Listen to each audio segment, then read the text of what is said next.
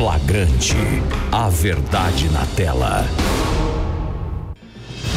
Olá, meu povo, está começando o Flagrante pela TV Jovem Pan News. Eu sou Rodolfo Mariz e hoje estaremos juntos no programa que traz os casos policiais que foram destaque durante a semana no país e no mundo. Eu conto muito com a sua audiência. E olha só, para começar, vamos falar desses vagabundos safados. As quadrilhas de sequestro relâmpago têm como alvo o Pix. Eles agem a qualquer hora do dia. Ora, quem nunca viu, né? Um vagabundo assaltando pela rua e fazendo vítimas com essa facilidade do Pix, que veio para facilitar a vida e agora está se tornando um caos, facilitando esses vagabundos a agirem. A facilidade de transferência e dinheiro deixa o cidadão vulnerável. Como sempre, quem paga é o cidadão.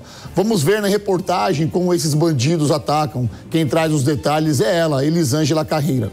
Se antes os criminosos obrigavam as vítimas a fazerem saques em caixas eletrônicos, hoje o dispositivo mudou, mas a dinâmica continua a mesma. Você, o seu celular e a transferência sob ameaça.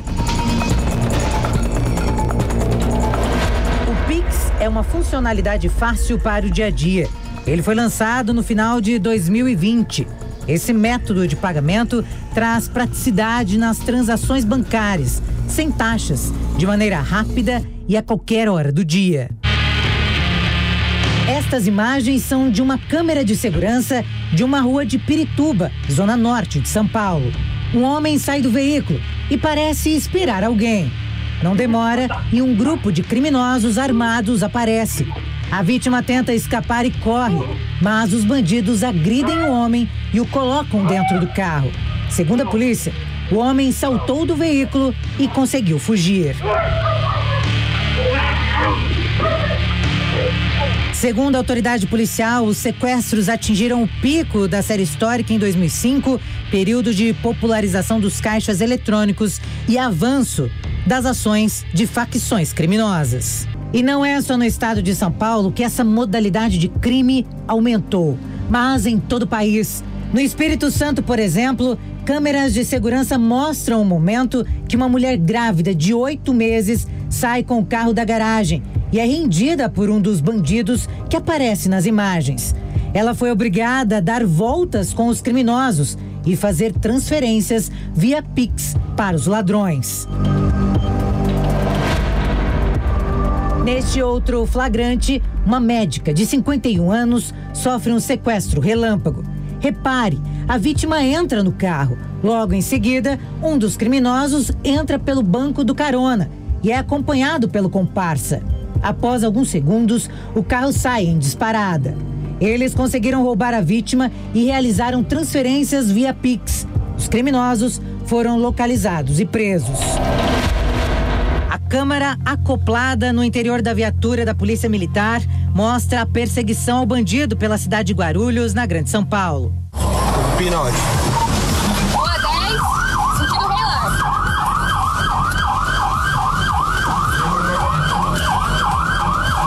Os agentes dão ordem de parada ao criminoso, que continua a fuga pelas ruas do bairro, conhecido como Sítio São Francisco.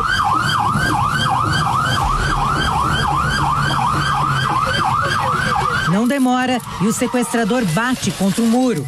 Ele ainda tenta fugir a pé, mas os policiais conseguem alcançá-lo. Deitou! Vai! Vira! Cadê o canhão? Não. Deita! Vira de costas! Vira de costas! Cadê o canhão? Coloca a mão pra trás. A vítima tá ali? Vem, jovem! Rua São Mateus, socorro!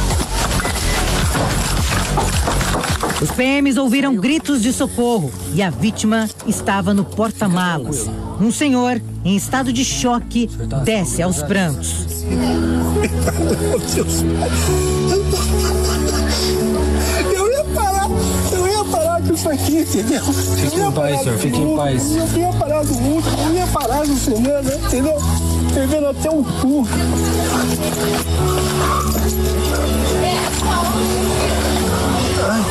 Hoje os grupos criminosos se especializaram e se dividem entre células. Os sequestradores estão por todas as partes. Mas a inteligência da polícia já tem mapeado os principais locais de cativeiro na Grande São Paulo e também identificado líderes dessas quadrilhas, que aos poucos são desarticuladas pelas autoridades.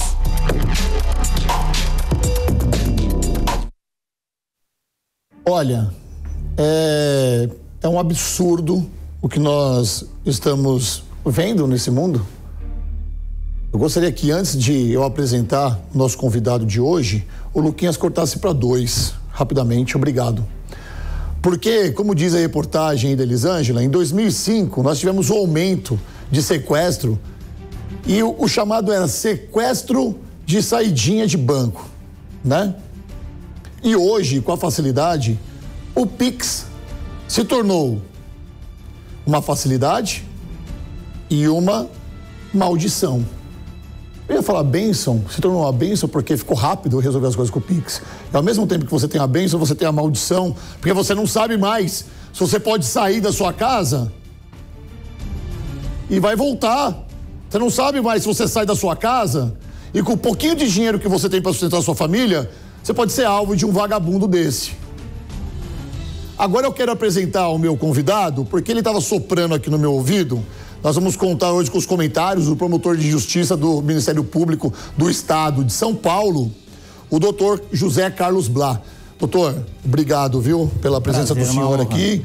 E é uma satisfação enorme para nós, a Jovem Pan, e para mim especificamente, que admiro o seu trabalho. Muito obrigado. O senhor soprava no meu ouvido aqui que na audiência se fazem tudo de vítima, tudo coitadinho, né? Nossa, é algo incrível você ver essas imagens que são chocantes. Você falava da saidinha de banco, né? Com o Pix, você é o caixa eletrônico, né? Não precisa mais, né? Aquele aparato que existia antigamente, o pessoal nem liga mais para o caixa eletrônico. O caixa eletrônico passou a ser algo absolutamente dispensável. Obsoleto, né? Obsoleto. Então, você passa a ser o alvo e isso dificulta muito, né, o trabalho da polícia. E o que é pior, né, quando esses sujeitos são presos, são levados às vezes às audiências de custódia e às vezes por falta de provas, enfim, né, ou por algum outro elemento, a justiça ainda acaba soltando, né, e o sujeito acaba saindo. Se não sai na audiência de custódia, recebe uma pena que deveria ser cumprida integralmente no regime fechado, consegue ainda alguns benefícios no Tribunal de Justiça ou nos tribunais superiores e daqui a um ano e pouco esse cara está na rua de novo. Então, é necessário repensar efetivamente não só o sistema de segurança pública, mas o sistema judicial. Porque esses caras estão aí levando não só o patrimônio das pessoas, mas tirando a vida das pessoas e tirando o sossego de toda a sociedade. Perfeito, doutor. Eu vou pedir para o Luquinhas me acompanhar na 4 aqui, porque você já sabe que vagabundo bom é vagabundo preso. Não tem mimimi aqui. Tá atrás das grades esse vagabundo. Esses vagabundos, porque é uma quadrilha, né? Nós vamos conversar agora com o delegado da divisão antissequestro da Polícia Civil de São Paulo, o doutor Fábio Nelson Fernandes. O doutor Fábio já está conectado comigo aqui? Boa tarde a todos. Doutor, boa tarde. O senhor me escuta bem aí? Escuto bem. Uma boa tarde a todos. Uma boa tarde ao promotor Blatt, um conhecido no combate ao crime. Eu ia fazer aqui, eu ia ser o mestre de cerimônia disso aqui, ia ser o elo de ligação entre vocês, mas vocês já se conhecem, isso é bom. Com certeza. Saudações aí, doutor Fábio. Parabéns aí pelo seu trabalho aí na antissequestro e por todo o seu trabalho e trajetória na Polícia Civil de São Paulo. Muito obrigado, doutor. É sempre um prazer aí estar próximo do senhor, um grande representante do Ministério Público no combate ao crime. Eu sou privilegiado de estar no meio dessas duas feras aqui. Ô, doutor, o senhor está com o distintivo aí de delegado? Mostra aí na câmera aí que a população gosta de ver esse distintivo. A população tem um respeito por esse distintivo, meu irmão. Sempre. E vamos falar desses vagabundos aí, porque na reportagem da Elisângela, ela foi bem categórica em dizer que em 2005 nós tivemos um aumento de sequestro devido à saída de banco, caixa eletrônico, né? Mas o doutor aqui, Blá, falou pra gente o seguinte, que agora o caixa eletrônico é o cidadão e com isso aumentou o número de sequestro. Como que a inteligência da Polícia Civil vem trabalhando nisso? O doutor Blatt foi muito inteligente na sua assertiva. Na verdade, nós tínhamos os sequestros relâmpago, né? Eles demoravam de 2 a 3 horas. Hoje, um sequestro, ele dura, nesses moldes, de 2 a 3 dias, porque nós temos verdadeiras instituições financeiras nas mãos dos criminosos, né? Então, eles usam esses avanços tecnológicos para atrair as vítimas para o seu próprio sequestro, né? Então, aqueles aplicativos de relacionamento são usados para atrair essas vítimas que acabam se encontrando com seus algozes e permanecem em cativeiro de 2 a 3 dias. Crimes que antes eram cometidos de 2 a 3 horas.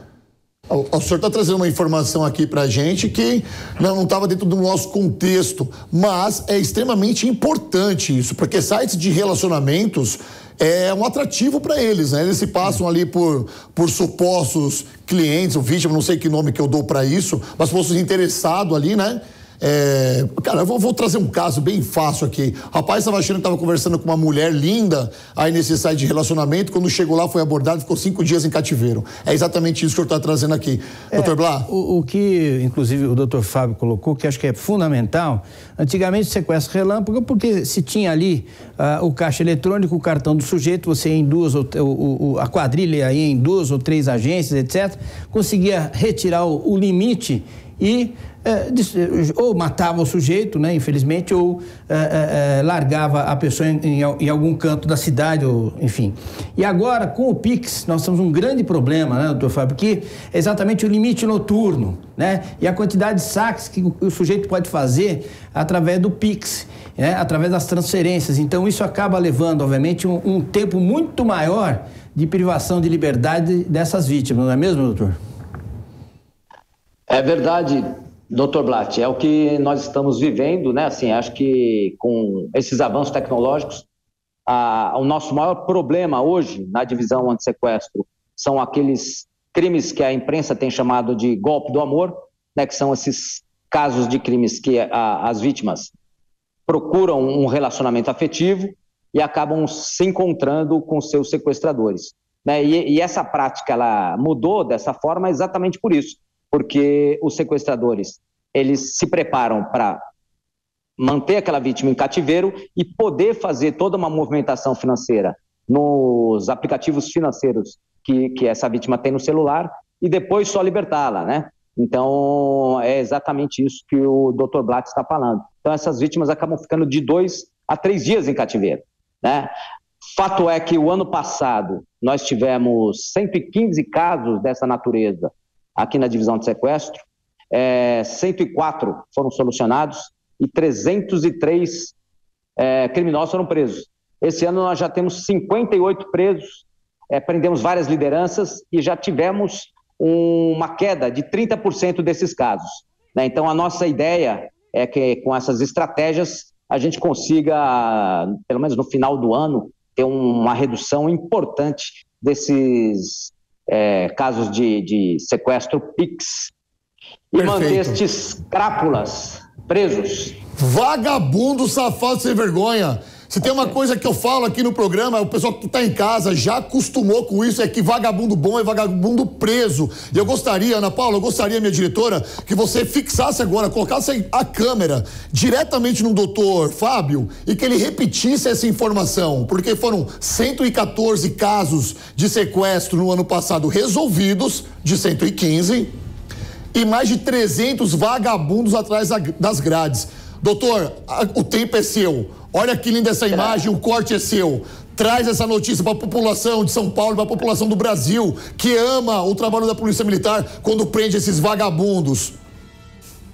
O fato e da Polícia seguinte, Civil. Eu falei da Polícia Militar, mas também da Polícia Civil.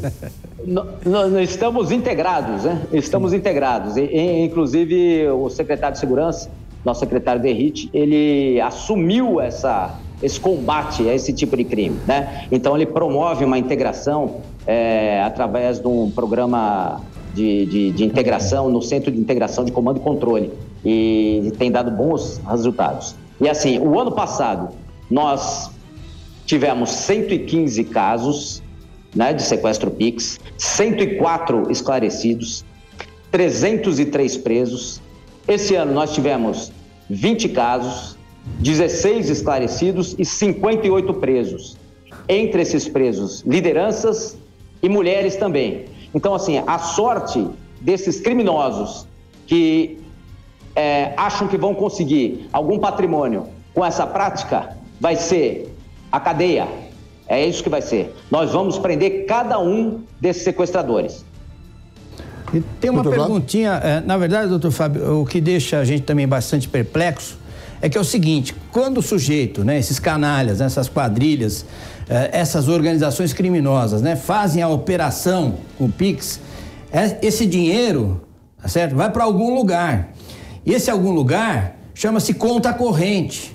Esse algum lugar está, obviamente, sob a responsabilidade de instituições financeiras que acabam permitindo a abertura de contas de laranjas, de vagabundos ligados às facções criminosas e que com muita facilidade acabam retirando esse dinheiro sem qualquer tipo de problema, fazendo as transferências.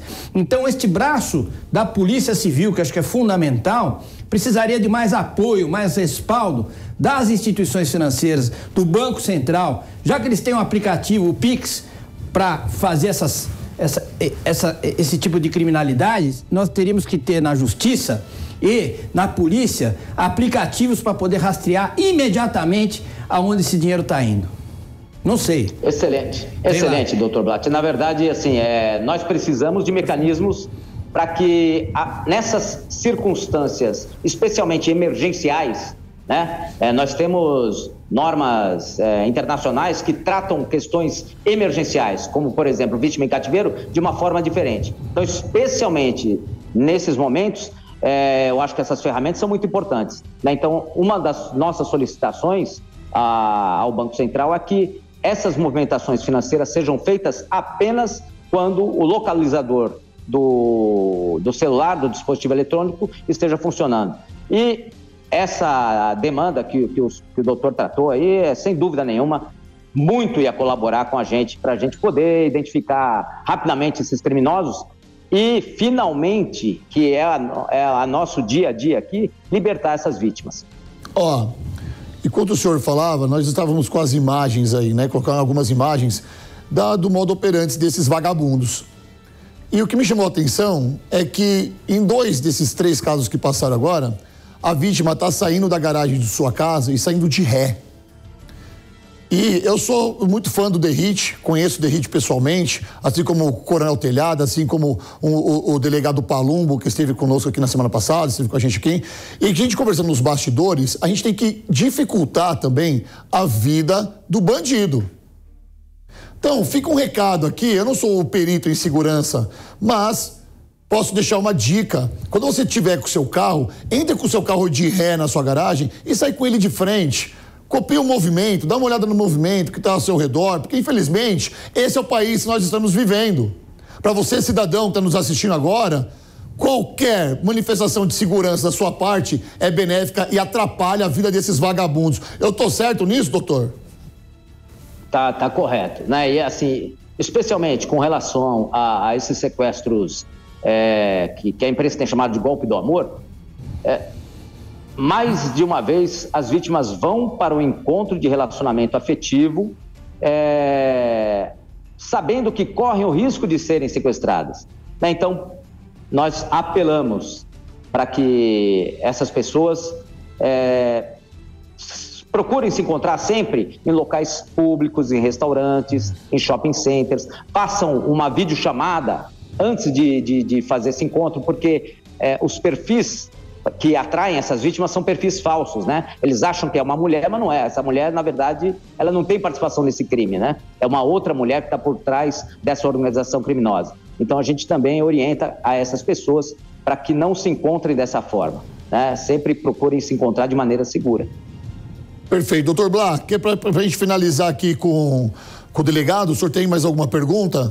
Eu tenho 200 aqui, mas eu tenho que otimizar o tempo dele, né? Na verdade, como a gente já conhece esse modus operandi, né, que é o nosso linguajar, né, a forma de operação dessas quadrilhas, né, eu acho que seria fundamental que as polícias, em especial a Antissequestro e outros departamentos da Polícia Civil de São Paulo, tivessem ferramentas que fossem imediatas com relação ao rastreio desse dinheiro, porque seria muito mais fácil tentar a localização, porque o doutor Fábio sabe do que eu estou dizendo.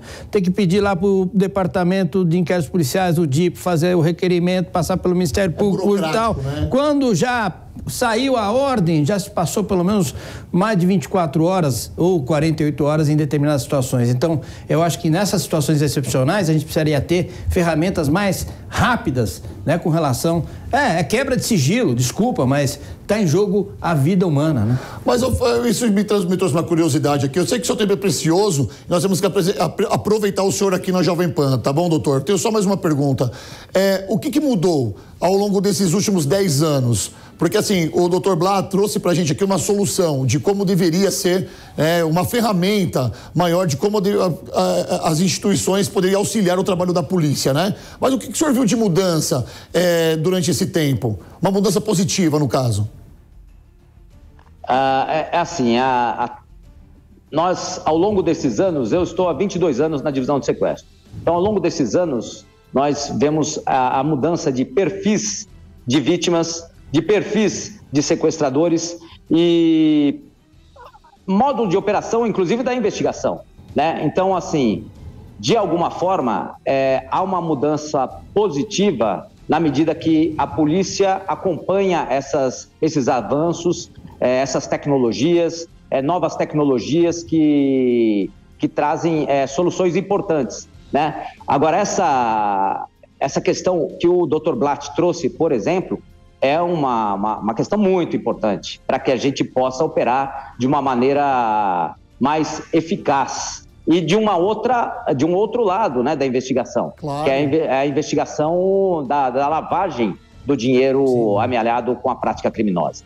Perfeito. E esses vagabundos, eles deveriam ter, né? Essa quebra de sigilo, que eu não consigo entender, às vezes, ainda como é que funciona, porque a lei defende isso para esses vagabundos, mas a gente está num trabalho constante de evolução, dia após dia, né? Já foi ruim lá atrás, tá ruim hoje, mas o senhor está trazendo aqui um retrato de que pode melhorar. E eu quero muito agradecer o seu tempo, doutor Fábio Nelson Fernandes, que é o delegado da Antissequestro, da divisão Antissequestro aqui do estado de São Paulo. Parabéns pelo seu trabalho, obrigado pelo seu tempo. Doutor Blatt, manda um abraço pro seu amigo aí. Parabéns, doutor Fábio, a toda a equipe da Antissequestro e a toda a Polícia Civil de São Paulo, que tem feito aí um trabalho magnífico aí no combate à criminalidade. Parabéns mesmo.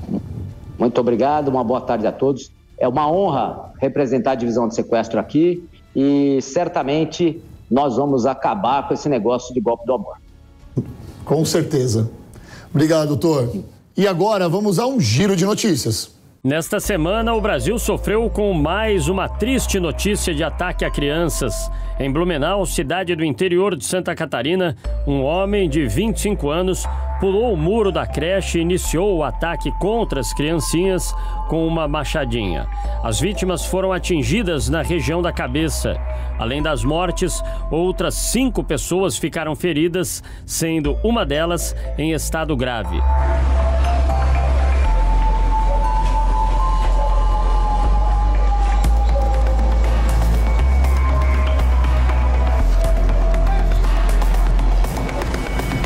O assassino se entregou e foi preso. Segundo a Polícia Civil, o suspeito tinha passagens por porte de drogas, lesão e danos. Pelo Twitter, o presidente da República, Luiz Inácio Lula da Silva, lamentou o episódio, dizendo, abre aspas, não há dor maior que a de uma família que perde seus filhos ou netos, ainda mais em um ato de violência contra crianças inocentes e indefesas.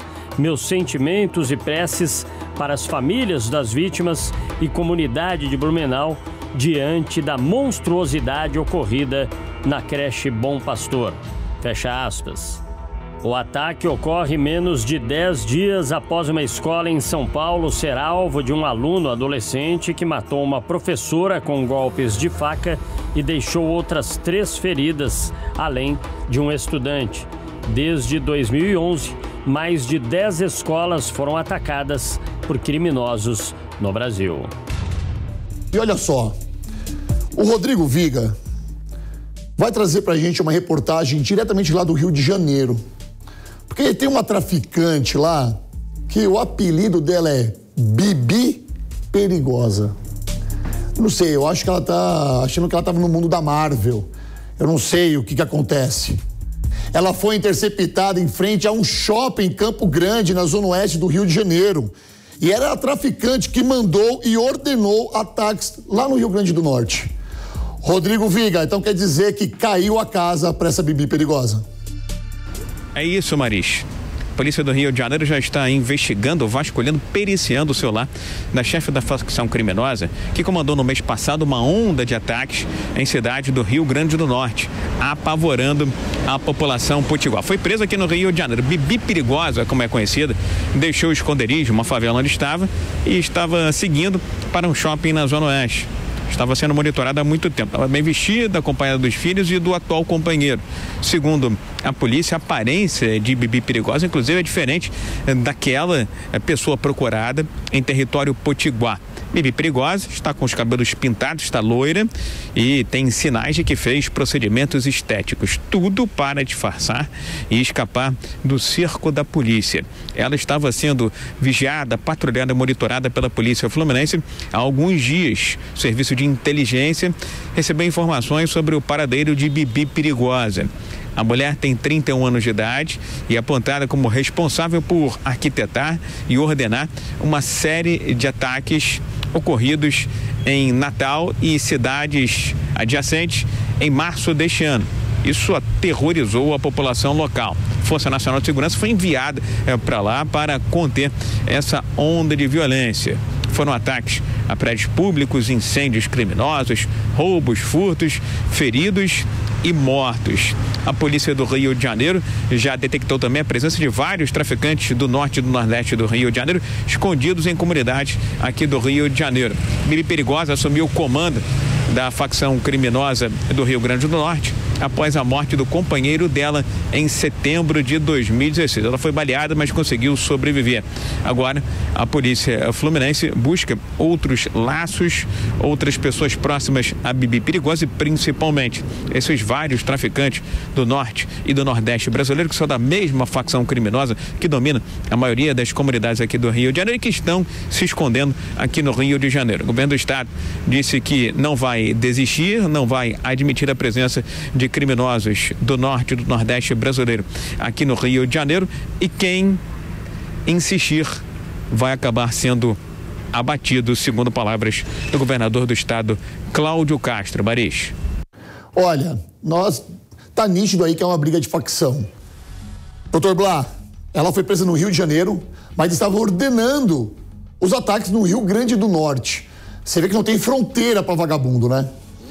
Esse tipo de criminalidade, né? Antigamente a gente tinha a territorialidade, ou seja, uma facção criminosa atuava em São Paulo, a outra no Rio e assim por diante. Hoje, elas são, inclusive, transnacionais, né?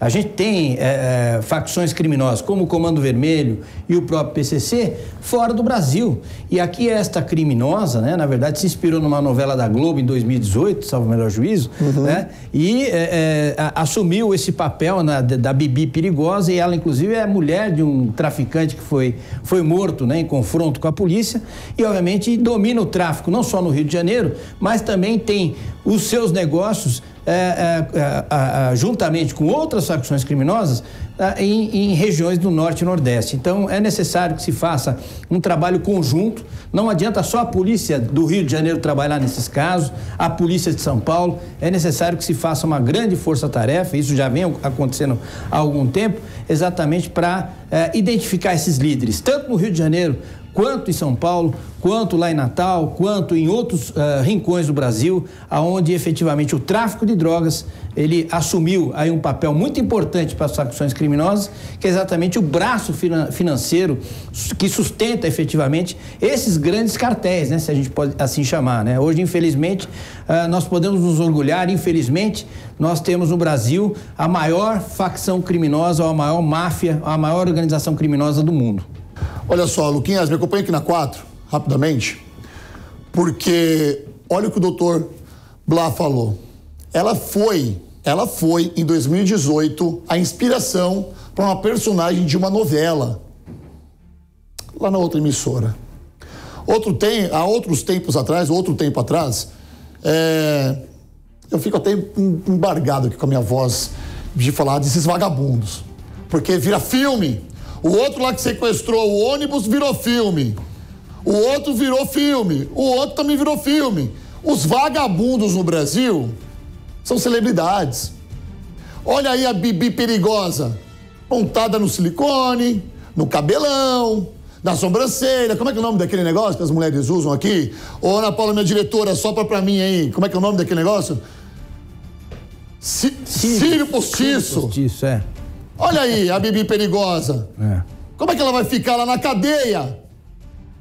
Infelizmente, nós vivemos num país que vagabundos assim são tidos como celebridades. Como é que eu noticio isso para você que está em casa agora nos assistindo? Não é uma vergonha isso?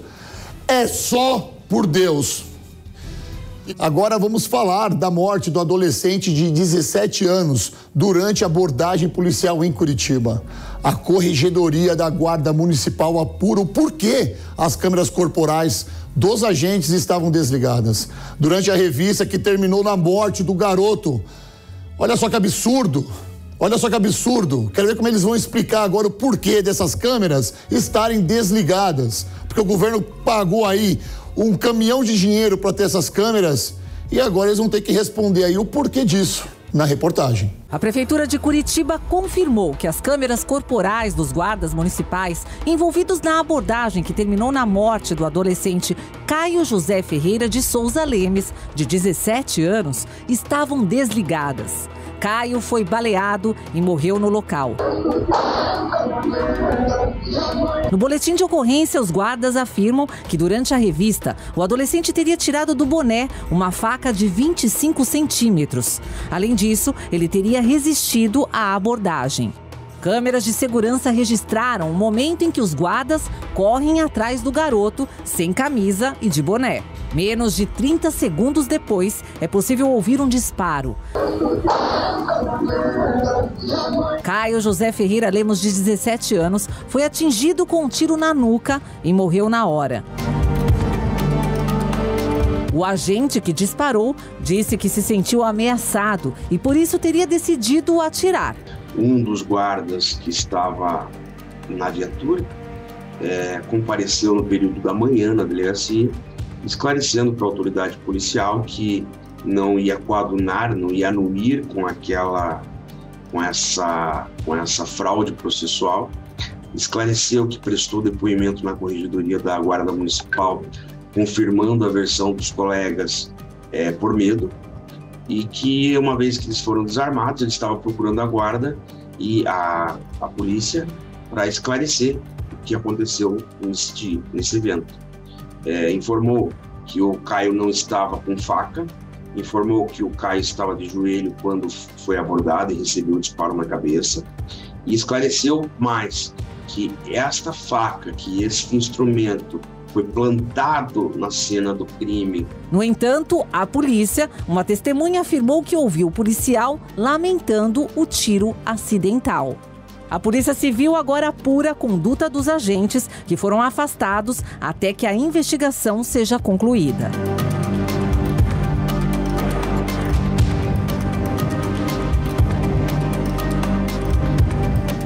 Vem na 2 pra mim, por favor, porque... Bom, você em casa já sabe, né? Doutor, quando eu faço isso aqui, ó, é um tique da minha mãe, que eu peguei de estar nervoso. Eu estou nervoso com isso que está acontecendo. Porque já não basta tudo que esses vagabundos criminosos fazem. Agora, eu tenho que noticiar aqui uma cena lamentável dessa por imperícia de um policial. Por imperícia de um policial. As imagens foram claras. As imagens são claras. Um menino de 17 anos, magrinho, com uma vida inteira pela frente, teve a sua vida tirada por um acidente. É isso? Uma faca de 25 centímetros no boné. Será que foi isso? 2 pessoas na viatura, 2 policiais. Os 2 se sentiram ameaçados por um menino de 17 anos desarmado. Um tiro na nuca. Ora, conversa pra boi dormir. Nós vamos abrir espaço agora para conversar com a mãe do Caio, a dona Lilian Ferreira, que mesmo nesse momento tão difícil, decidiu falar conosco. Dona Lilian, muito obrigado por nos atender. Quero dar a palavra para a senhora. Com a gente aqui está o doutor Blá, que vai também conversar com a senhora. A senhora me escuta? Sim. Ok, conta pra gente quem era o Caio.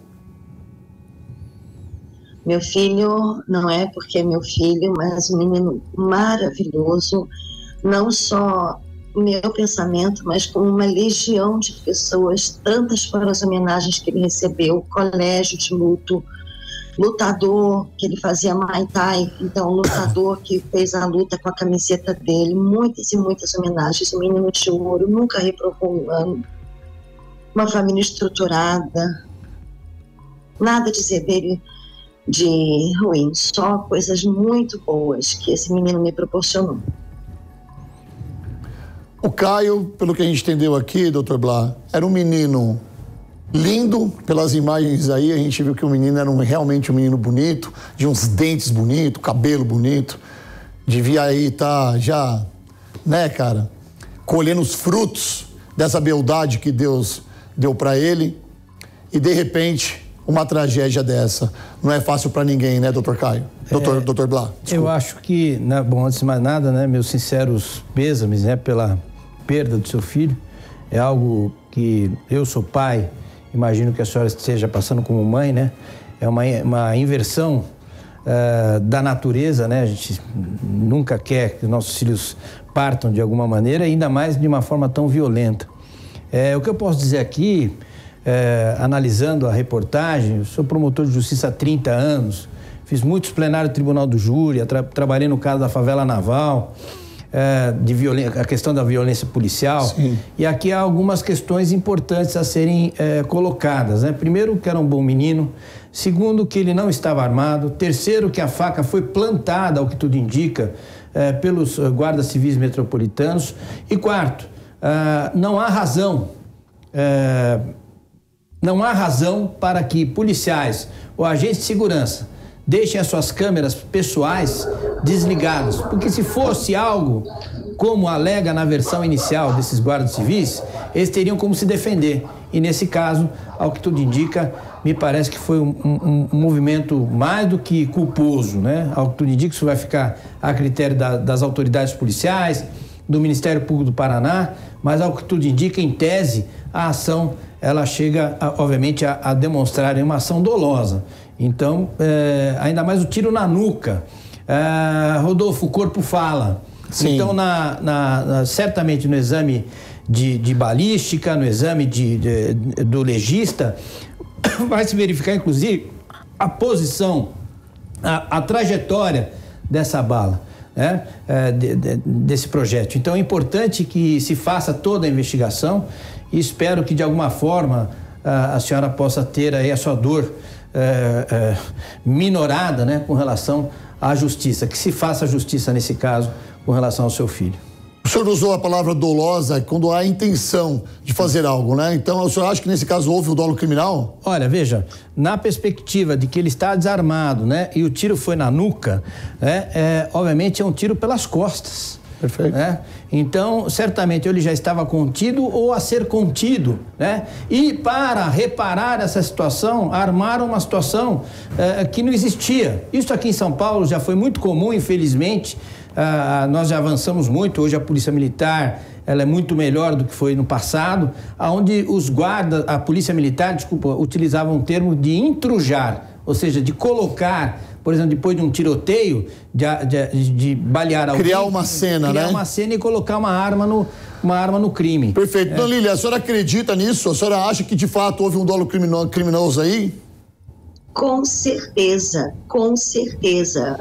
Eu escutei que quando a viatura bateu no muro da calçada, meu filho se assustou, se ajoelhou e colocou as mãos na cabeça.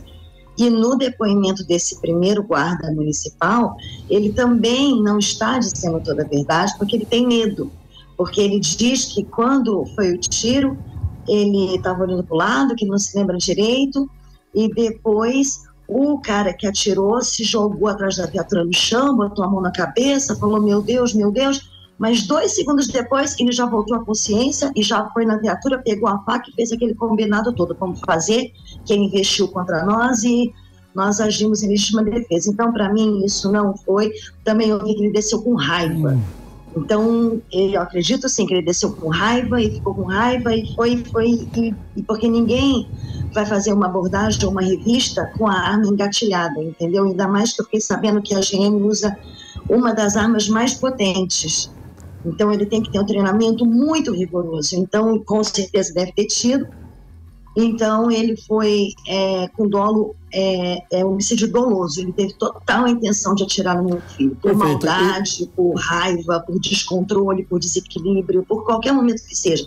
Ali ele foi juiz. Ali ele julgou, condenou e executou meu filho ali. Que não teve a segunda chance de poder... ele teria que ter agido no rigor da lei. Então, aí sim, meu filho teria o direito de ser levado para a delegacia, a droga que porventura estivesse com ele fosse apreendida, chamasse os responsáveis, tivesse a punição no rigor da lei, e com o tempo ele teria como colocar a mão na consciência, se tivesse ou não feito uma coisa errada, para poder recomeçar a vida dele e ser um cidadão de bem como ele é. E só falando com o apresentador, além de tudo isso, que ele é lindo, maravilhoso, estava na flor da idade dele, esse ano ele estava cursando o terceirão, então ele já estava na liderança da organização da formatura dele no fim do ano. Então acabou com os sonhos do meu filho ali por um despreparo e um desequilíbrio emocional completo. E, mais uma vez, mais uma mentira. É um homicídio doloso e a gente só vai saber isso mesmo daqui a 20 dias, quando ficar pronto o laudo da perícia, que vai saber a distância, a posição e vai só confirmar... A resposta, a verdade vai aparecer nesse caso. A senhora pode ficar tranquila que é a verdade. O Brasil inteiro está orando pela vida da senhora aí, querendo que haja uma resposta. Ele também foi homicídio doloso, sim. Concordo muito com o doutor. E o que a GCM, que a corregedoria da GCM falou sobre a ausência das câmeras que deveriam estar ligadas no uniforme dos policiais? Olha, desde o começo foi tudo errado, ninguém falou nada com a gente. Nós soubemos da morte do meu filho, que aconteceu por volta das 3h30 da tarde de sábado, depois da meia-noite. O corpo do meu filho já estava no ML. Ninguém comunicou nada para a família, nem até hoje. O que eu sei, que pelo comunicado deles, é só pelos jornais, que eles tiveram treinamento sim, que a câmera é para estar ligada sim, segundo o comandante da GM. Mas segundo o advogado desses GMs, eles não tiveram treinamento e ele disse que, segundo a GM, eles têm o poder de ligar a câmera se eles acharem que deve. Mas eu acredito que no meio de uma ocorrência, que tudo acontece em fração de segundos, a câmera tem que estar ligada a partir do momento que recebe a ocorrência. Porque como aconteceu, ele disse que estava ligada, mas estava pausada. E aí não lembraram de ligar o botão. É lógico que não. Pois numa ocorrência tudo acontece em fração de segundos.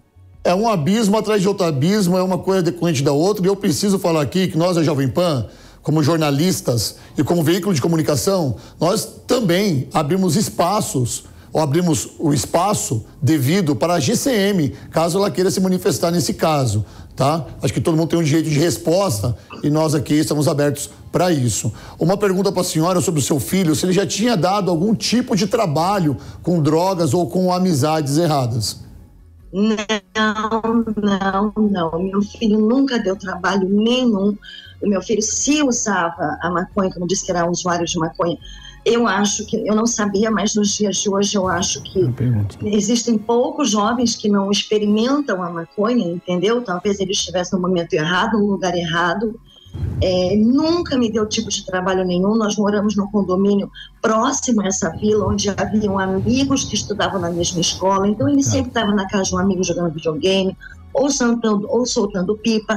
Ali pode ter descoberto a maconha, pode ter começado a usar, mas é um jovem, porque eu não aceito, ainda não consigo falar dele no passado ainda, e ele, como todo ser humano, tem o direito de errar e acertar e ter uma segunda chance. Mas a mim, ao pai, à família, a todas as pessoas, Legião, Caio, nunca deu trabalho. Todo mundo fala, um super amigo, uma pessoa humilde, uma pessoa do bem, um menino muito bom, prestativo, educado, nada. O Dr. Blá tem uma pergunta para a senhora. É que, óbvio, né, que isso vai depender da investigação que está sendo realizada, né? E em tese pode ser ou homicídio culposo ou homicídio doloso. As evidências levam, obviamente, a investigação para essa questão, né, da omissão desses guardas civis metropolitanos com relação às câmeras, intrujar uma faca, o tiro na nuca, enfim, a postura do guarda civil metropolitano que foi ouvido na delegacia de polícia. E a senhora, obviamente, eu não tive acesso aos autos, por óbvio, mas qual teria sido o motivo efetivo da abordagem? No começo, como desde o começo até agora ainda a verdade está começando a aparecer, mas ainda tem muita mentira, disseram que a GM foi na ocorrência por uma denúncia de tráfico de drogas. E depois esse agente falou que não houve denúncia nenhuma. Parece que estavam fazendo a ronda ali, foram os 4 meninos ali, e aí aquele apavoro que a PM sabe fazer, né, o GM, qualquer um deles. E aí 3 correram para um lado e meu filho correu para o outro. E a GM foi atrás do meu filho. Meu filho talvez tivesse corrido com medo de apanhar, né? Porque a gente acaba que tem medo da polícia, que o lema é servir e proteger, só que não é isso que acontece na prática. Então ele correu. E a gente também sabe que quando dá uma canseira na polícia, a polícia gera um sangue nos olhos. Então foi isso que aconteceu, porque não teve nenhuma denúncia, como estavam dizendo no começo, de tráfico de drogas. Lá atrás disseram que meu filho estava andando com uma faca, sondando casas, e depois falaram que era uma denúncia. Essas especulações, elas não vão se segurar por muito tempo. Eu gostaria que a senhora explicasse pra gente, ou tentasse colocar qual é o sentimento hoje de chegar na casa da senhora e não ter o seu filho aí dentro com a senhora e com toda a família. Meu sentimento é um vazio muito grande, porque o meu filho, vocês viram todas as fotos, ele está sempre rindo, então onde ele chegava, ele enchia o ambiente. Esse vazio, nunca mais ele vai ser preenchido, mas o meu coração está tranquilo, porque eu sempre soube quem é o meu filho, e eu confio muito na justiça divina, e na justiça dos homens, e ela está sendo feita. Então, a verdade está aparecendo, eu estou aqui ativa atrás dessa verdade, eu não vou descansar enquanto ele não for condenado por homicídio doloso, com intenção sim, e for afastado, e foi exonerado, entendeu? E for preso, fechado, nada de regime aberto, e por fraude processual, por ter implantado a faca covardemente ao lado de um menino de 17 anos, como o senhor disse, franzino, sonhos pela frente. Dona Lilian, eu quero... No momento ele está tranquilo por isso e por ver todo o engajamento da imprensa, de todas as pessoas de bem. Olha, eu quero que a senhora sinta-se... Eu faço isso, é um gesto de coração, sim, eu abraçando essa televisão aqui. Sinta-se abraçada não só por mim, mas pelo Dr. Caio Blá, por toda a produção, e por toda a Jovem Pan, e por todas as pessoas que estão nos assistindo nesse momento, porque a ordem natural da vida foi interrompida. Qual é a dor que essa mãe deve estar sentindo de enterrar um filho? Eu sou pai. Eu não quero sentir essa dor nunca. A ordem natural dos fatos foi interrompida. Nós aqui da Jovem Pan e todo o Brasil que nos assiste agora, de norte a sul, de leste a oeste, está abraçando a senhora nesse momento. Eu recebo com muita gratidão. E eu quero que essa morte do meu filho tenha uma punição exemplar para esse agente, para que outros Caios e outras Lilians, outras famílias não sofram mais o que meu filho não foi o primeiro e não vai ser o último, mas que isso não seja normalizado. Ok, dona Lilian, muito obrigado pelo seu tempo. Foi muito gratificante ter a senhora tão forte falando desse caso aqui, viu? A senhora é uma corajosa. Deus abençoe a senhora e toda a sua família. Doutor? Eu quero aqui reforçar, né, que além da justiça divina, a justiça dos homens, tenha certeza, vai funcionar. E lá em cima, seu filho estará lá olhando por todos vocês, e espero que em breve essa dor seja diminuída, né, com a efetividade de saber o que aconteceu e a responsabilização dessas pessoas. É isso. Fica aqui os nossos sentimentos. Bom, vamos voltar agora. Difícil, né, a gente trocar de pauta. É duro. Né, doutor Blá? Porque o senhor é pai também. Sou pai. Eu na verdade, me ponho aqui não só como promotor, como cidadão, mas como pai. E essas notícias são muito dolorosas. E mesmo quando a gente exerce a nossa atividade, eu fui promotor do júri durante muitos anos, de ver ali a família, né, esfacelada, né, com a morte do seu ente querido por um crime doloso ou até mesmo em audiência com esses latrocidas, etc., é realmente muito difícil, né? Mas nessa situação de um jovem, né, que tinha o futuro todo pela frente, estava na comissão de formatura e certamente essa comissão de formatura deverá levar o nome desse jovem como homenagem. Com certeza. E olha só, um vídeo causou repulsa na população de Natividade no Rio de Janeiro. Nele, uma aluna com autismo é vítima de bullying dentro de uma escola estadual. Vamos assistir na reportagem de Elisângela Carreira. Nas imagens que circulam na internet, é possível ver a vítima sentada, enquanto uma aluna provoca a garota, tenta puxar os cabelos e a xinga.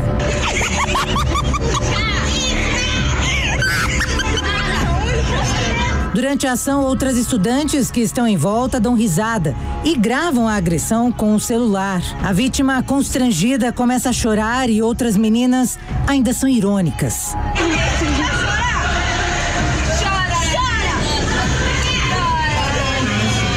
A família da vítima informou que a menina tem 11 anos e vive na zona rural da cidade. Ela faz acompanhamento especializado por conta do transtorno do espectro autista. Agora, por conta do episódio na escola, a garota também é acompanhada pelo setor de psicologia do Conselho Tutelar do município.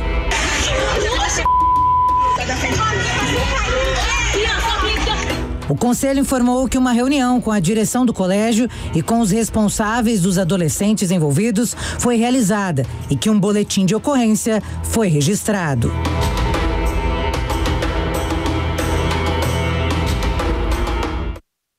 Doutor Blá, eu vou pedir para o senhor começar, com toda a gentileza, a falar sobre essa reportagem, que eu ainda estou aqui pensando de que forma eu vou passar para as pessoas que estão nos assistindo, o meu sentimento quando eu vejo isso. Então, por favor. Olha, na verdade, esse tipo de comportamento, essa conduta desses jovens com relação ao tal de bullying, né? Ou seja, deixar a pessoa numa situação constrangedora, né? Diminuir, colocar apelidos, né? Maltratar, né? Praticar o chamado escárnio, né? Publicamente, ainda mais de uma pessoa, de um menor, de uma adolescente, de uma menor, uma criança que tem 11 anos, adolescente a partir dos 12, de 11 anos com autismo, ou seja, uma pessoa com problemas emocionais e com déficits, enfim, que precisam de uma maior atenção, não só da direção da escola, dos professores e também de todos os seus companheiros de escola. Então, nessa perspectiva, eu acho que uma medida deveria ser tomada como exemplar. Esses alunos deveriam ser punidos disciplinarmente dentro da escola.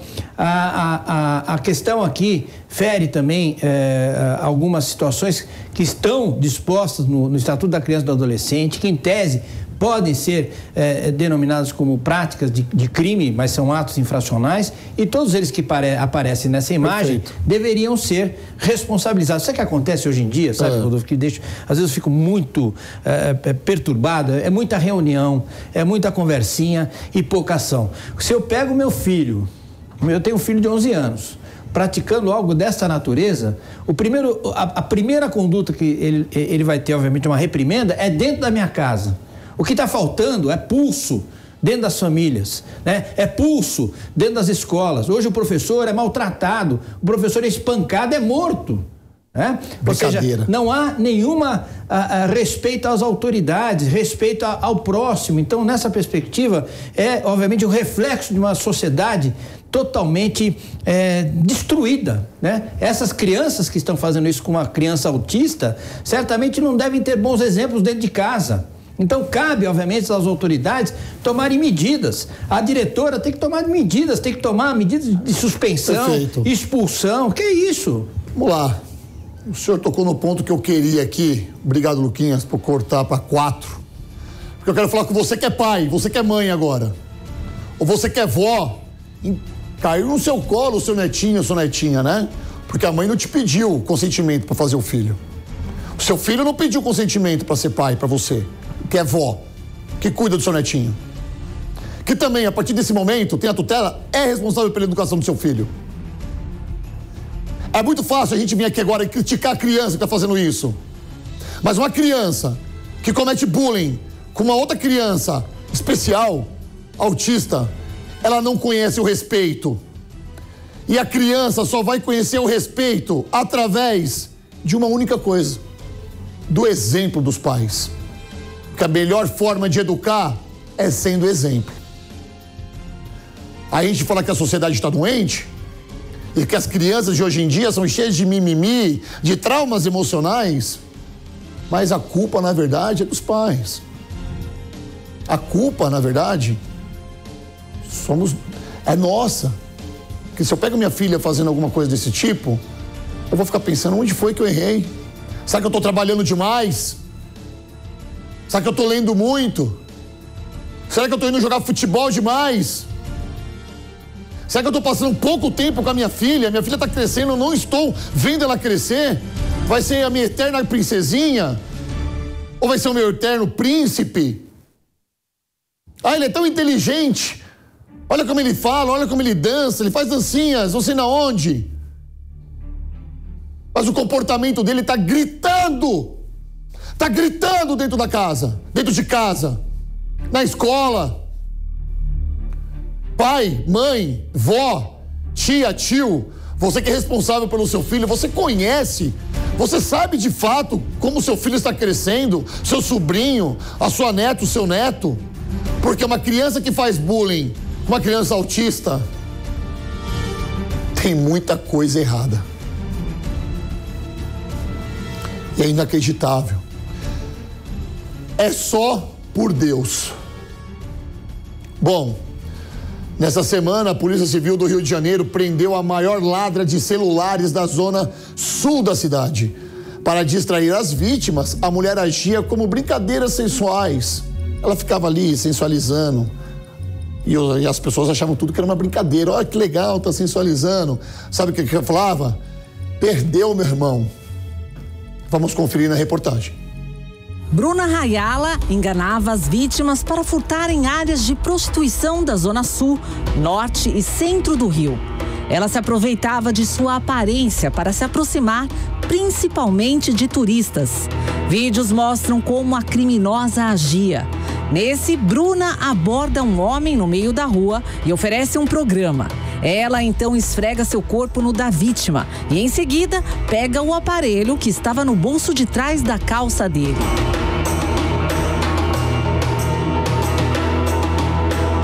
Depois vai embora tranquilamente. Nesse outro, ela brinca com um casal que passava por uma calçada. Ela se insinua para o homem, rebola e pega o aparelho celular sem que ele perceba. Desta vez, um comparsa da mulher chega de carro e ambos vão embora.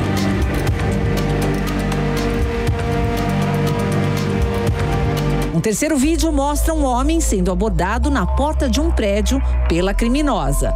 Pelas imagens é possível ver Bruna puxando o telefone da mão do homem e o repassando para outra mulher. Bruna foi presa por agentes da 13ª Delegacia de Polícia de Ipanema, em São Cristóvão, na zona norte do Rio. A Polícia Civil segue investigação para identificar os outros criminosos da quadrilha e os receptadores dos telefones celulares furtados.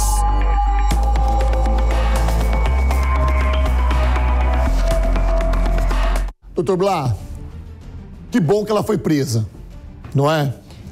Eu acho o seguinte, esse aqui, ela não é nada criativa, né? Esse golpe já existe há muitos e muitos anos. Aqui em São Paulo é denominado golpe do abraço, ou seja, a pessoa se vale de uma desatenção. Nesse caso, ela faz com que a vítima se volte para a sua sensualidade, enquanto a pessoa está ali distraída, ela retira o celular e, como diz aí a própria reportagem, é uma das maiores ladras de celulares no Rio de Janeiro. Então ela efetivamente fazia muito sucesso com esse golpe, né? Um golpe conhecido que é um furto com fraude, né? Então agora ela foi presa e espero que ela permaneça presa por um bom tempo. Furto com fraude? Exatamente, porque para obter a subtração da coisa do celular, ela distrai a vítima. Então esse golpe pode ser praticado ou através de roupas sensuais, ou através, é muito comum, o pessoal precisa tomar cuidado no centro de São Paulo, que o pessoal faz aquelas mágicas, aquelas coisas que distraem a vítima, enquanto alguém passa por trás e retira o objeto sem ela perceber. Então, é um golpe muito antigo, né? Mas ainda bem que a Polícia Civil do Rio de Janeiro foi rápida aí e retirou essa pessoa de circulação. Parabéns à Polícia Civil do Rio de Janeiro. E nós, e as vítimas, esperamos que essa Bruna, essa pessoa, essa ladra, permaneça presa. Ter lugar de vagabunda na cadeia. E não é a primeira vez que ela foi presa. Ela visita as cadeias ali e sai pela porta da frente. Espero que com essas imagens e com novas vítimas, o negócio fique feio para ela. E ela permaneça atrás das grades, que é o lugar dela. É isso. Ela não vai de lá, espero que ela não ligue para ninguém. Exatamente. Bom, a Polícia Civil continuando no Rio de Janeiro, porque as notícias do Rio de Janeiro não param. A Polícia Civil fechou uma central de golpes de empréstimos consignado em Niterói, no Rio de Janeiro. O chamado escritório do crime. Idosos e pensionistas eram os principais alvos do grupo. 8 pessoas foram detidas. Vamos acompanhar os detalhes na reportagem. Com base nas informações obtidas pelo setor de inteligência, os agentes foram até o endereço indicado. No local, os policiais encontraram 2 salas com os 8 indiciados, disfarçados de operadores de telemarketing, sentados à mesa, de frente a diversos computadores, com fones de ouvido e programas de computador em funcionamento, captando diversos documentos e imagens de vítimas, com a realização de contratos, empréstimos e transferências bancárias.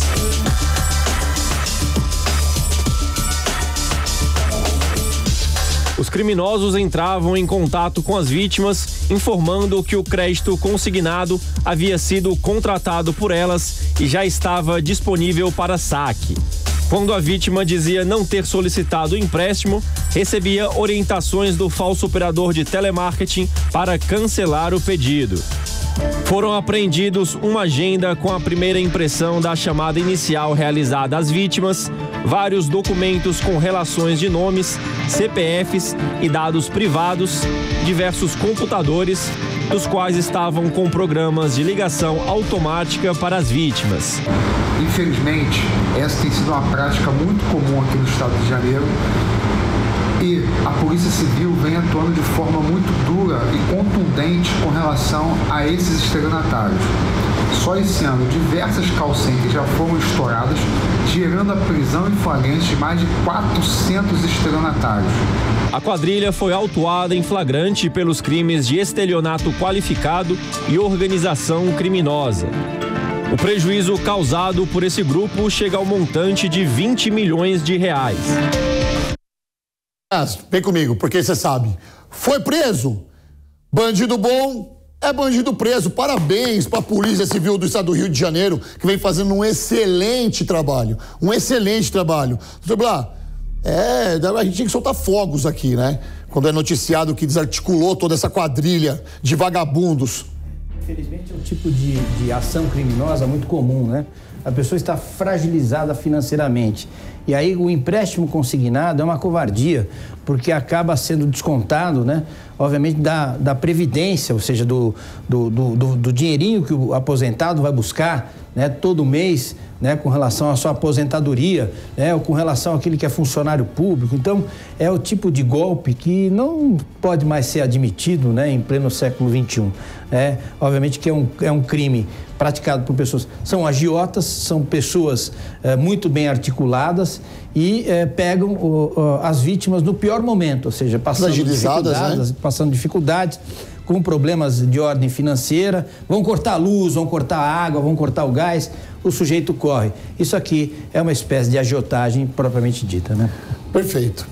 Doutor, e quando você pensa que já viu de tudo nessa vida, olha essa história. A Polícia Rodoviária Federal flagrou motorista usando capacete em ônibus sem para-brisa. Vamos entender esse caso que vem lá de Goiás. E quem traz pra gente é o repórter Flávio Coelho.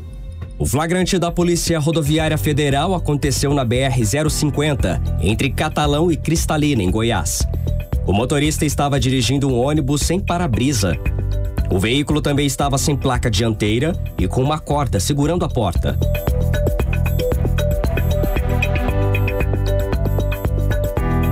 Mas o que mais chamou a atenção dos policiais foi o fato de o condutor estar usando um capacete.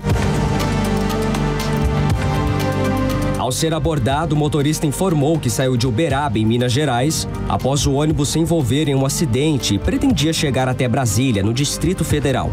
Ele foi autuado pela infração de conduzir o veículo em mau estado de conservação, comprometendo a segurança viária, e também pela ausência da placa. O ônibus foi apreendido e levado para a unidade operacional da PRF e só será liberado após a regularização. O nome do condutor não foi divulgado. Por favor, Luquinhas. Ana Paula, minha diretora, me desculpa, mas eu vou ter que rir disso. É inacreditável! É inacreditável, meu Deus! Não tem para-brisa. A pergunta que não quer calar é: de onde ele tirou esse capacete? Essa é a grande pergunta que eu quero fazer para você que está nos assistindo. E aí, doutor Blá, o senhor já viu uma coisa dessa na vida? Na verdade, ele coloca em risco, né? Todos aqueles que estão usando a estrada, porque vai que entra um pássaro, um pedaço de árvore, alguma coisa que tal. Voa qualquer coisa. Ele tá garantido, ele tá de capacete. Ele tá garantido, mas pode causar um acidente e tal, e obviamente é um ônibus, né? Quer dizer, grande. Meu Deus do céu. Olha lá as imagens. É inacreditável. Então, ele, ao invés de buscar o capacete, devia ter procurado alguém que pudesse trocar o vidro, né? E fazer o devido reparo, né? E é algo surreal. Não tem o que dizer. Eu tô aqui, a gente tá dando risada, mas vamos aos fatos, tá? Primeiro, não tem seguro esse ônibus? Sofreu um acidente, quebrou o para-brisa, cadê o seguro? Cadê um outro ônibus para repor esse daí, né? Tirar esses passageiros desse ônibus e colocar em outro? Não, a solução foi: vou arrumar um capacete, seja o que Deus quiser. Gente, é só no Brasil acontece um negócio desse. É inacreditável, é inacreditável. Em ação rápida, a polícia conseguiu evitar o roubo a uma mansão em um bairro nobre de São Paulo. 2 bandidos reagiram e, acredite só, foram mortos. Óbvio. O David de Tarso acompanhou e tem os detalhes. A tentativa de assalto a uma mansão perto do Parque Ibirapuera, área nobre da capital, terminou com 2 bandidos mortos e um deles preso pela polícia. Os bandidos não conseguiram entrar na casa. Eles estavam tentando abrir o portão quando uma das pessoas que mora na vizinhança viu a cena e ligou para a polícia. Quando os policiais chegaram, começou a troca de tiros. De acordo com o capitão da rota, Tiago Morato, os criminosos estavam dentro de um carro roubado. Com a aproximação das viaturas, eles se esconderam dentro do veículo, né? O veículo com esse filme muito escuro, né? Película bastante escura. Então eles esperavam fugir com esse veículo sem os policiais perceberem, né? Porém, a rota conseguiu perceber essa intenção deles e frustrou essa ação deles. Em relação a essa ocorrência, claro que chama atenção porque os bandidos fortemente armados e a polícia conseguiu revidar. Sim, chama atenção sim, porém a polícia está bem preparada, né? A polícia militar, a polícia civil estão bem preparadas e a rota em especial, né? A rota treina para esse tipo de ação, tem equipamentos de ponta, tem armamento muito bom também e consegue atender esse tipo de ocorrência com êxito. Todos os bandidos, segundo a polícia, já tinham passagens por outros crimes. De acordo com Oswaldo Nico Gonçalves, secretário executivo da Segurança Pública, Cauê Rafael Vieira Moraes, de apenas 19 anos, saiu da cadeia há pouco tempo. Aquele que se optou para se entregou. Aquele que apontou a arma à polícia, a polícia não está preparada para receber isso aí, né?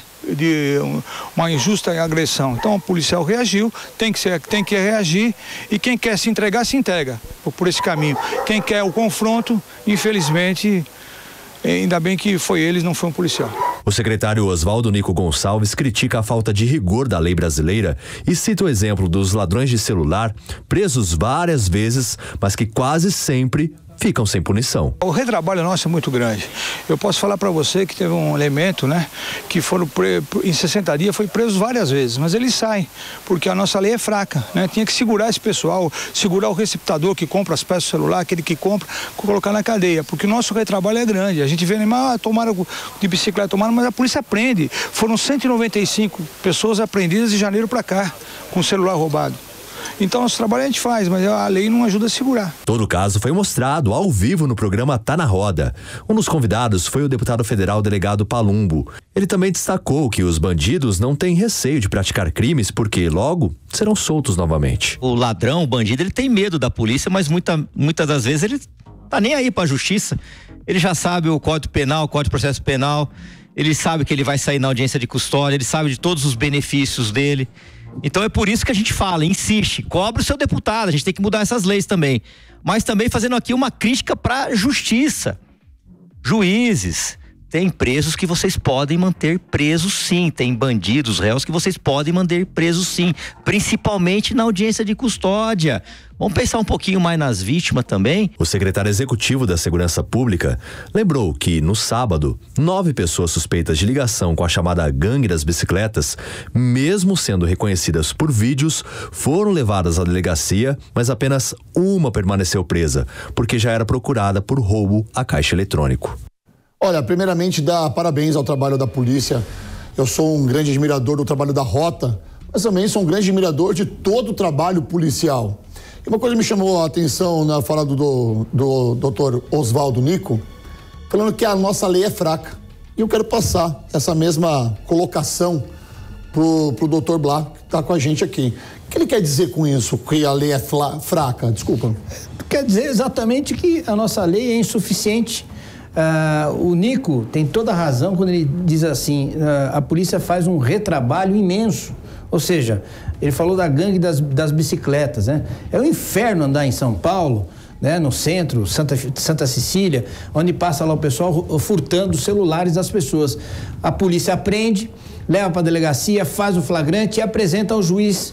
Aí esse juiz, nessa audiência de custódia, coloca o sujeito em liberdade. Então, todo o trabalho que foi realizado se perde. Ou então, mantém o sujeito preso, começa o processo criminal, o sujeito é condenado e não dá 6 meses, num caso por de furto, 8 meses, o sujeito está na rua de novo. O sujeito que pratica um roubo, dá 1 ano e 8 meses, 2 anos, está na rua de novo. Ou então, as saidinhas. Então, nós precisamos mudar efetivamente esse quadro. A lei de execuções penais, o nosso Código Penal traduz ali penas muito duras, mas tem que ser aplicada com um processo penal, obviamente, em que a pessoa cumpra efetivamente a pena de fora a fora com relação a esse tipo de criminalidade. E aqui é um roubo a uma mansão.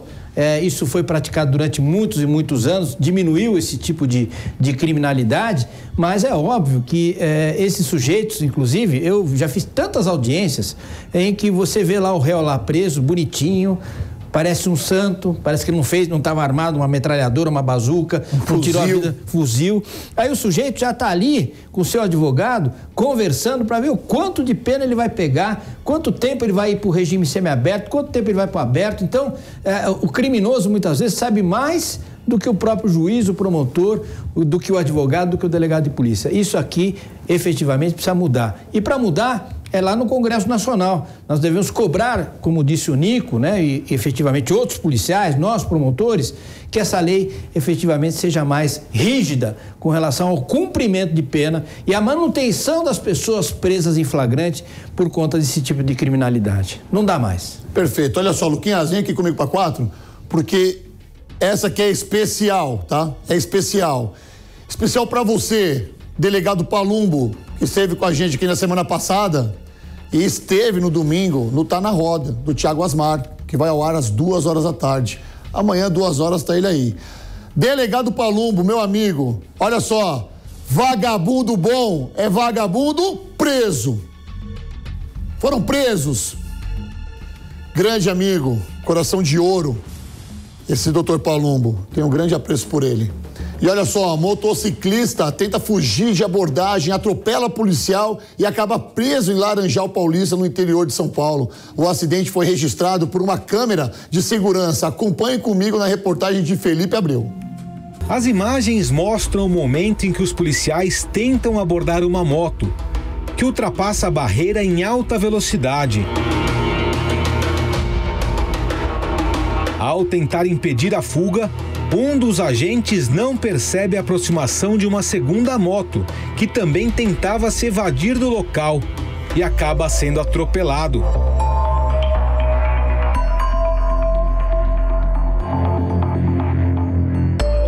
Com o impacto, ele é arremessado contra o asfalto. Conforme o boletim de ocorrência, o policial atingido teve ferimentos nas pernas, joelhos e braços. Ele foi levado ao pronto-socorro da cidade, onde recebeu atendimento médico e foi liberado horas depois. O motociclista não se machucou e foi levado à delegacia, onde teve a prisão decretada por atropelamento e tentativa de homicídio.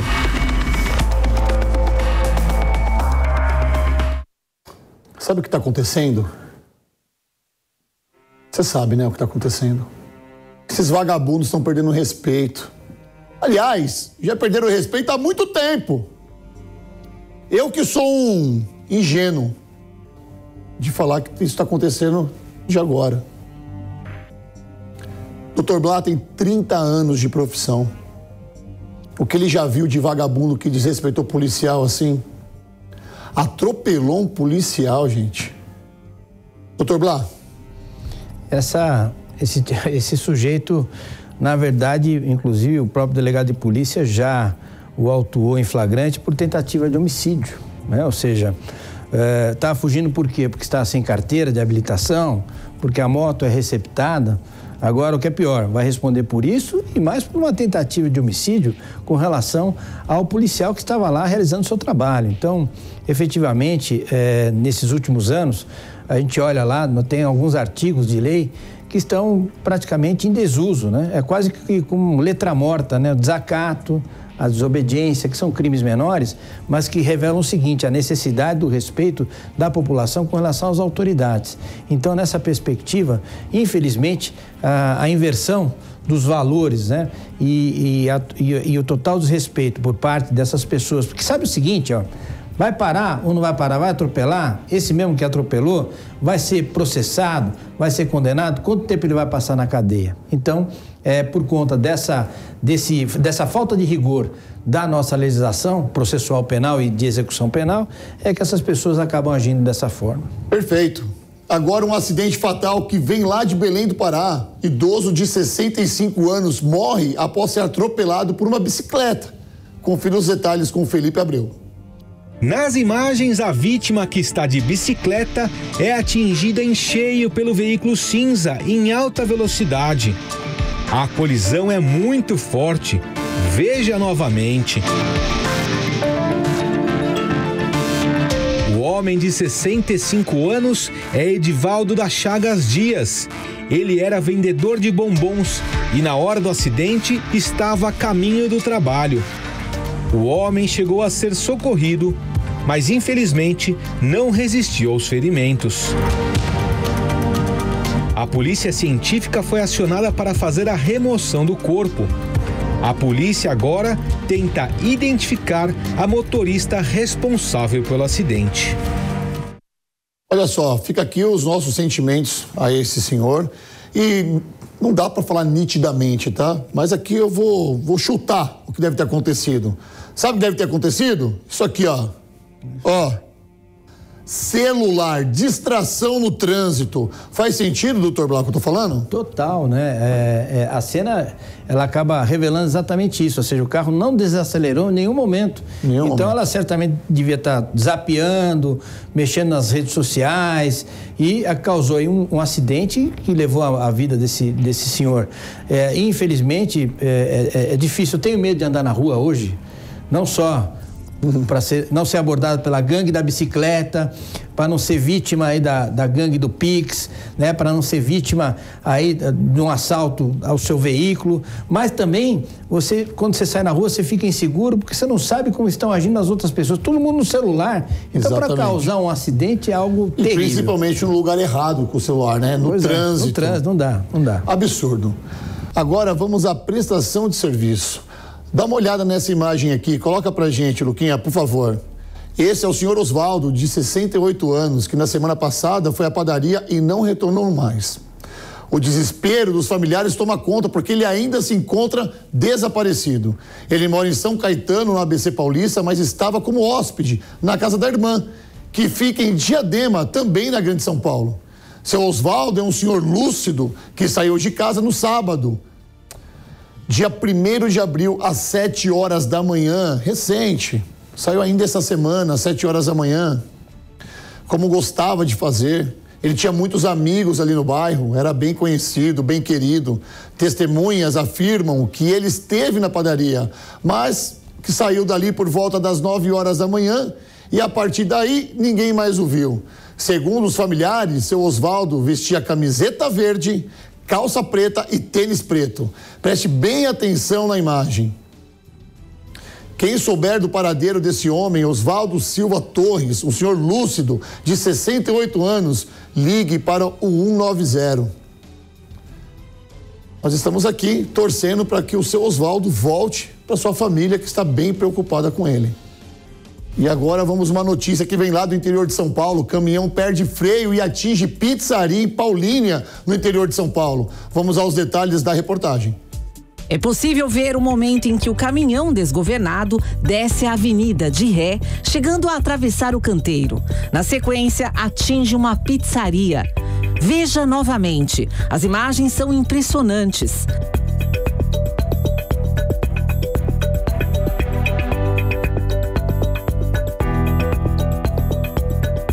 A fachada do estabelecimento ficou parcialmente destruída. Segundo a Guarda Municipal, o motorista havia descido do veículo para verificar um problema mecânico, mas quando abriu o capô, ele começou a andar sozinho. Nós estamos vendo aí cenas que acontecem no mundo desde quando existe o mundo, praticamente, porque não é o primeiro e não vai ser o último. É comum um caso desse, um caminhão desse perder o freio e voltar de ré, né? Infelizmente, acontece muito, né, doutor Blá? É por isso que é necessário, né, esses caminhões pesados, né, ter uma efetiva manutenção, né? Quando a gente está andando nas ruas, a gente vê os caminhões com os pneus carecas, né, em mau estado, né? É necessário uma manutenção efetiva. E graças a Deus que não tinha ninguém, nem na rua e nem na pizzaria para ser atingido, né? Ali, se tivesse um pedestre ali andando, certamente, né, a notícia agora seria outra. E Paulínia, eu conheço bem Paulínia, já fui a alguns rodeios na cidade de Paulínia. Alô, Paulínia, você que nos assiste de Paulínia, ó, meu coração pra vocês, viu? Gosto muito dessa cidade aí, graças a Deus, ninguém se machucou, ninguém ficou ferido. Bom, um helicóptero da Secretaria de Defesa Social de Pernambuco faz um voo rasante para afastar banhistas do mar e acabou danificando vários guarda-sóis de comerciantes da praia de Piedade, em Japotão dos Guararapes, no Grande Recife. Olha as imagens aí, vamos colocar as imagens, porque no local há restrições para banho de mar por causa do risco de ataques de tubarão. O órgão afirma que os comerciantes que se sentiram prejudicados, uma apuração sobre os prejuízos causados já foi aberta para que as devidas providências sejam tomadas. Olha as imagens aí, pode colocar de novo para mim, Ana Paula, essas imagens, porque os banhistas, eles não respeitam, né? Eles acham que nunca vai acontecer com eles um ataque de tubarão até acontecer. Por que o ser humano tem isso, doutor Blas? Será que o que passa na nossa cabeça, na cabeça das pessoas, de achar que nunca vai acontecer com a gente e não respeitar um limite colocado ali pelas autoridades? Às vezes eu gosto de observar quando eu estou na praia, tem aquela bandeirola vermelha, né? Bem próxima ali à orla, dizendo para você não entrar porque tem buraco, tem aquilo, e as pessoas parece imã, né?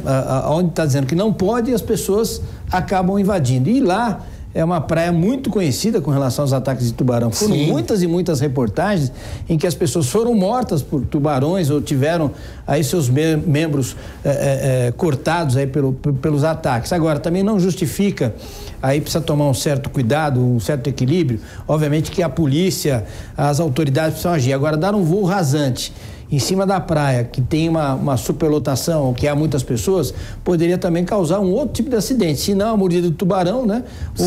Uma rajada de vento poderia machucar algumas pessoas, né? Aí parece que só foi o prejuízo causado com relação às sombrinhas. Graças a Deus, né? Olha só, você já se imaginou em uma situação como essa? Andando pela rua, pensando nos boletos, quando de repente na sua frente acontece uma chuva de dinheiro. Foi o que aconteceu em uma rua em Buenos Aires, na Argentina. Que pena que eu não estava lá, hein? Essa eu queria estar. Ao tentar puxar uma mochila de um dos moradores da região, um ladrão acabou espalhando o dinheiro pela rua. É cena de filme. Na imagem, pedestres e motociclistas correm para pegar as notas. Olha a imagem aí, ó.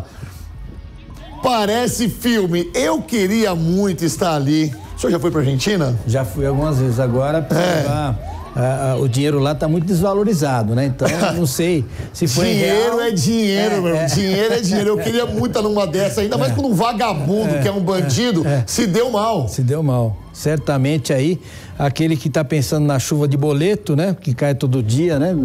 Na nossa cabeça, né? De repente vem uma chuva de dinheiro, parece que é milagre de Deus, né? Milagre de Deus.